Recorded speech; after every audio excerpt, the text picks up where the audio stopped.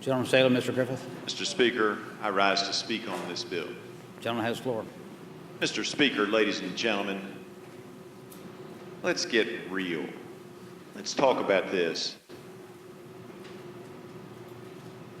Bullying, is it bullying when we do something to you all that makes you all uncomfortable? That's what you're apparently saying. But ladies and gentlemen, let me tell you something.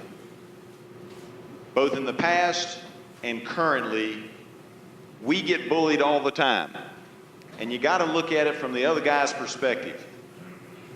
And when our foot gets stomped on, as the gentleman said, when he was a kid, he threw a bean ball or beamed somebody in the head with a softball. Well, maybe the gentleman ought to stop and think about it a minute. This is an issue that we did not put into this body. This is an issue that was placed into this body by a member of the Democrat caucus. This is an issue that we didn't raise. This is an issue that we don't support. I understand there are members over there and respect the gentleman who said that he supports this concept. And I expect he's probably going to vote for the bill. And I understand that, and I appreciate that. And that's what ideas are all about. Asking people to vote on an issue that they placed in front of this body is not bullying anybody. Somehow we've gotten the whole thing backwards. We've got people standing on this floor thinking that not taking a vote is thwarting democracy. I have never heard such philosophical tripe in my entire life and my entire time here in this House of Delegates. I just can't believe this. And I'll tell you what this bill's about. It's about the future of Virginia.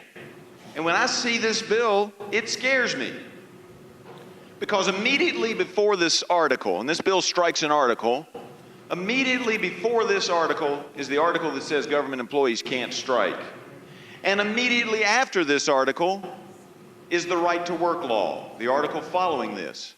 And I understand exactly what's happening here.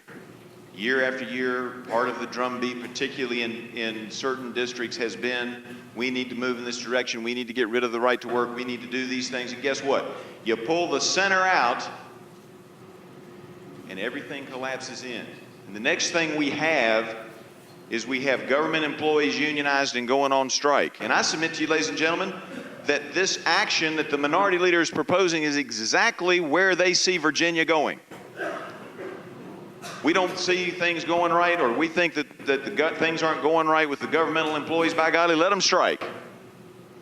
That's what this bill is all about. That's the future that the Democrat Party has for Virginia. Let's let the government employees organize. Let's let them strike. Let's get rid of the right to work law. That's an important issue to this Commonwealth. And yes, I oppose that. I believe that Virginia is the #1 state in the nation to do business in because we have the right to work law and because we have bills and sections like Article 2.1 of Chapter 4, Title 40.1 of the Code of Virginia. And don't tell me I'm bullying somebody because they put a bill in that I think is dangerous to the Commonwealth of Virginia, and I want to see that bill on the floor and let every member of this House have an opportunity to use democracy, to cast their vote, to tell their constituents, are you for Virginia or for the unions? Tell me which. Tell me which today. Cast that vote. Now, you can refuse to vote if you want, and that is absolutely your right to refuse to vote, but you can be counted in the negative. And you can vote yellow if you want to. It's not proper under the rules, but you can do it. But ladies and gentlemen, I tell you, this is an important issue. Don't be misled by any rhetoric on the floor or any thoughts that this is gamesmanship. This is important to the future of the Commonwealth. What direction is the Democrat Party leading us? They're leading us to unionization and strikes of public employees and the abolishment of the right to work law and ultimately the demise of Virginia as one of the best states in the Union in which to do business.